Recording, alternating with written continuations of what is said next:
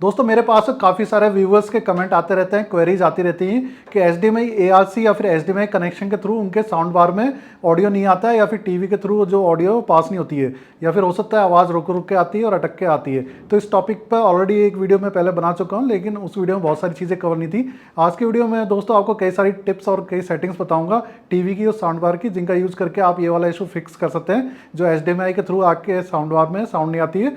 तो उस वाले इशू को इस वीडियो में मैं बताऊँगा कैसे आप फिक्स कर सकते हैं। तो चलिए दोस्तों वीडियो को स्टार्ट करते हैं, सारी डिटेल आगे मैं आपको बता देता हूँ। दोस्तों HDMI के थ्रू जो साउंड का इशू आता है, इसके पीछे कई सारे फैक्टर्स होते हैं, जैसे कि आपका टीवी है वो कंपेटेबल है या नहीं है। हो सकता है आपका टीवी ओल्ड हो, वो डॉल्बी डिजिटल प्लस कोडेक को पास नहीं कर रहा हो, या फिर आपकी साउंड बार हो सकती है वो ओल्ड हो, उसमें आपका डॉल्बी डिजिटल प्लस कोडेक या फिर कुछ कोडेक्स है जो आपका टीवी से पास हो रहे हैं वो सपोर्ट नहीं करती है। या फिर हो सकता है एप्लीकेशंस जो होती हैं आपकी, जैसे इनबिल्ट ऐप होती हैं टीवी की, जैसे नेटफ्लिक्स, प्राइम वीडियो, हॉटस्टार, वो सपोर्ट नहीं कर रही है आपका जो प्रॉपरली कोडेक को पास नहीं कर रही। या फिर आपका टीवी का ऑपरेटिंग सिस्टम होता है, कई बार उसमें भी इशू होता है, जैसे Tizen, web OS, Android OS होता है, उसमें जो एप्लीकेशन होती हैं, जो आपके OTT ऐप्स होती हैं जैसे Netflix, prime video, Hotstar, different तरीके से एक्ट करती हैं, डिफरेंट ऑपरेटिंग सिस्टम है। इसके अलावा जो एक्सटर्नल डिवाइसेस आप यूज़ करते हैं, जैसे कि आपका फायर स्टिक, क्रोमकास्ट या फिर MI बॉक्स, उसकी वजह से भी कई बार इशू होते हैं। तो इस वीडियो में आपको एक एक करके सारी चीज़ें बताऊंगा कैसे आप उन इशूज़ को फिक्स कर सकते हैं। दोस्तों अपने साउंड बार और टीवी की कंपैटिबिलिटी को चेक करने के लिए जो सबसे बेस्ट डिवाइस होती है फायर स्टिक होती है, और जो बेस्ट ऐप होती है वो नेटफ्लिक्स होती है, क्योंकि बाकी जो डिवाइसेस हैं या फिर एप्लीकेशन होती है कई बार आप फॉल्स इन्फॉर्मेशन भी देती है। मैंने अपनी एक साउंड बार में चेक किया, HT-RT3 साउंड बार है सोनी की, तो उसमें क्या है कि क्रोमकास्ट के थ्रू वो डॉल्बी एटमॉस का सपोर्ट भी दिखा रही थी। तो वीडियो में आगे आपको बताऊंगा कैसे आप फायर स्टिक की हेल्प से चेक कर सकते हैं अपने साउंड बार टीवी की कंपैटिबिलिटी।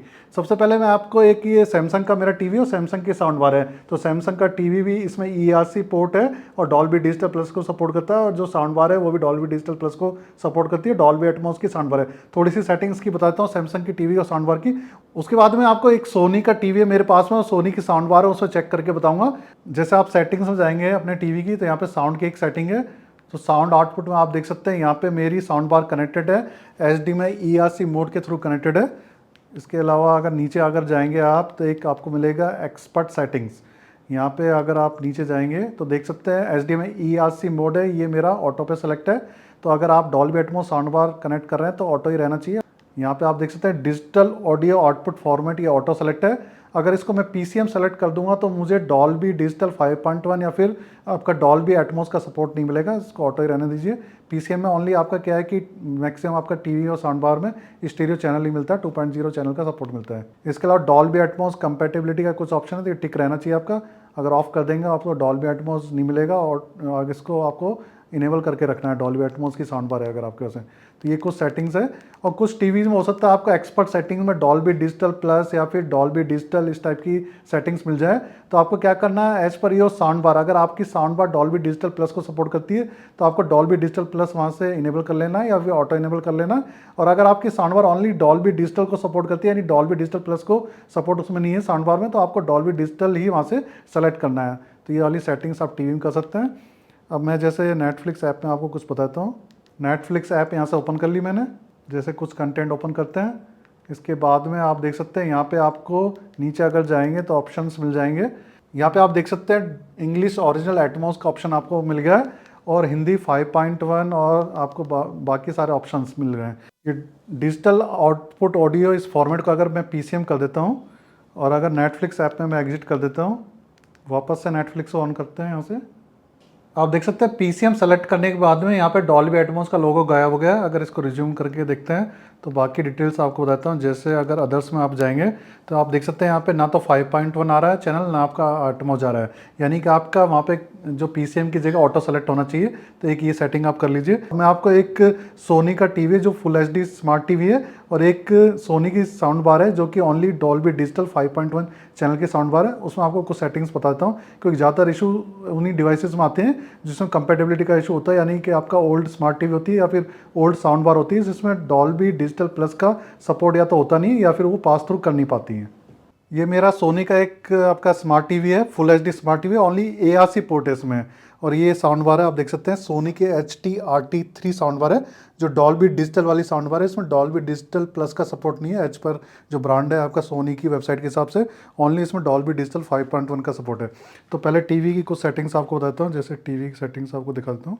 अगर सेटिंग्स में आप जाएंगे तो यहाँ पे साउंड की एक सेटिंग है। इसके बाद में आप देख सकते हैं यहाँ पे स्पीकर यहाँ पे सेलेक्ट है, ऑडियो सिस्टम टीवी स्पीकर होगा तो टीवी से साउंड आएगी, यानी यहाँ पे ऑडियो सिस्टम सेलेक्टेड है। इसके बाद में अगर आप नीचे जाएंगे तो आप देख सकते हैं डिजिटल ऑडियो आउट, ये आपका ऑटो सेलेक्ट है, यानी पीसीएम सेलेक्ट नहीं होना चाहिए, ऑटो सेलेक्ट होना चाहिए, जिससे कि आपका डॉल्बी डिजिटल 5.1 का चैनल है वो इसमें पास थ्रू हो पाए टीवी से, जो इनबिल्ट ऐप के थ्रू में, या फिर आप एक्सटर्नल डिवाइस कनेक्ट करेंगे फायर स्टिक वगैरह उसके थ्रू पास हो पाए। अब इसमें क्या है कि मैंने एक फायर स्टिक कनेक्ट की हुई है, तो उससे मैं बताता हूँ कैसे आप चेक कर सकते हैं टीवी की और साउंड बोर्ड की कंपेटिबिलिटी है उसको। सो उसे सेलेक्ट कर लेते हैं फायर स्टिक।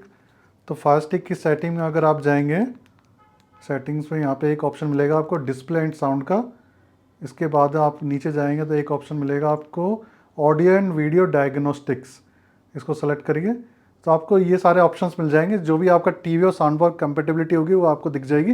जैसे आप देख सकते हैं डॉल्बी एटमॉस नो है, डॉल्बी डिजिटल प्लस भी नो है, डॉल्बी डिजिटल ये है और पीसीएम ऑडियो ये है, यानी आपकी जो साउंड बार है ओनली डॉल्बी डिजिटल को सपोर्ट करती है। तो ये आपकी जो होती है फायर स्टिक को बेस्ट आपका यहाँ पे कंपेटिबिलिटी का ऑप्शन दिखाती है। जो आपकी दूसरी डिवाइसेस हैं, जैसे मैंने चेक किया है कि क्रोम कास्ट है या फिर आपका एमआई बॉक्स है, उसमें कई बार आपका इशू भी आते हैं, तो ये चेक कर लिया।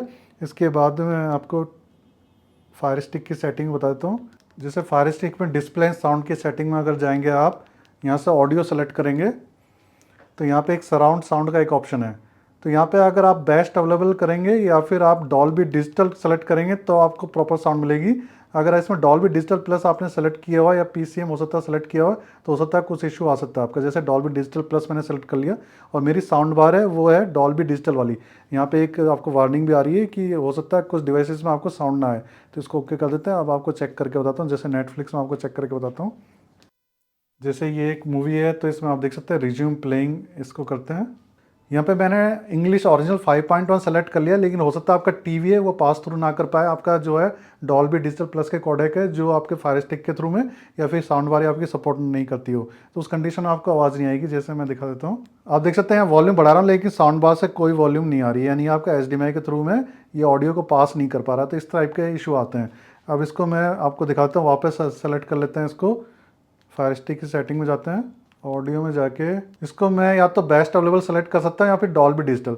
तो जैसे आपकी साउंड बार अगर डॉल्बी डिजिटल की है तो यहाँ से डॉल्बी डिजिटल आप सेलेक्ट कर सकते हैं। अब इसको ओके कर देता हूँ। अब आपको नेटफ्लिक्स में दिखाता हूँ तो वहाँ पे आपको साउंड आ जाएगी।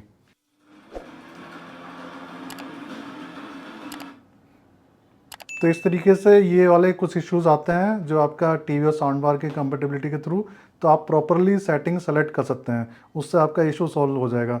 दोस्तों आज की वीडियो में मैंने आपको कई सारी सेटिंग्स बताई। अगर तब भी आपका इशू रिजोल्व नहीं होता है तो आप क्या है कुछ और स्टेप्स कर सकते हैं, जैसे अपनी साउंड बार को या टीवी को रिसेट करके देख सकते हैं, एक तो ये ऑप्शन हो गया। दूसरा क्या है कि HDMI केबल को चेंज करके भी देख सकते हैं। कई बार क्या होता है पर्टिकुलर HDMI केबल को इशू हो सकता है कि उसकी वजह से आपका उसमें ऑडियो नहीं आ रही है HDMI केबल के थ्रू आपकी साउंड बार में। आप एक चीज़ और करके देख सकते हैं, जो आपकी साउंड बार और टीवी का HDMI कनेक्शन है उसका आप रिमूव करके एक बार उसको केबल को निकाल लिए, वापस लगाइए, दोनों जो डिवाइसेज आपकी साउंड बार टीवी उसको पावर प्लग को निकाल दीजिए, 30-40 सेकंड वेट करिए, वापस से पावर प्लग लगाइए। तो कई बार ये इशू होते हैं आपके जो HDMI के थ्रू साउंड नहीं आ रही, वाले इशू ऐसे फिक्स हो जाते हैं। या फिर आप क्या है कि ये भी कोई ऑप्शन काम ना करे तो आप ऑप्टिकल केबल का यूज़ कर सकते हैं।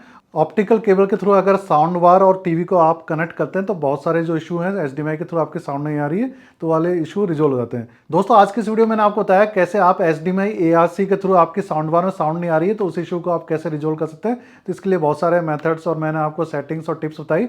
तो दोस्तों ये वीडियो अगर आपको पसंद आया तो कृपया वीडियो को लाइक शेयर कमेंट जरूर करना है। और दोस्तों आपका कोई भी क्वेश्चन है इस वीडियो से रिलेटेड तो कमेंट सेक्शन में मुझसे पूछ सकते हैं, मैं पूरी कोशिश करूंगा उससे रिप्लाई करने की। और दोस्तों हमारे चैनल को जरूर सब्सक्राइब कर दीजिएगा, यहाँ पे आपको ऐसे ही वीडियो फ्यूचर में देखने को मिलते रहेंगे। तो दोस्तों इसी के साथ इस वीडियो को एंड करते हैं, नेक्स्ट वीडियो मिलते हैं। Thank you.